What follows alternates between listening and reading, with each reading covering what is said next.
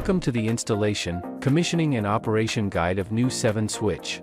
Before starting, disconnect the power supply and wear insulating gloves and protective glasses.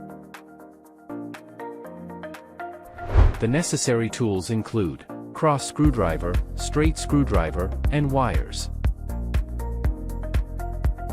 Use a straight screwdriver to remove the panel. Please connect the wires according to the circuit diagram. Select a suitable position and fix it with screws.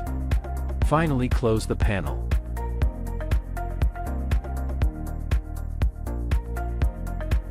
Press the switch button to see if it functions normally. For more information, please visit our official website or get in touch with our local representatives for assistance.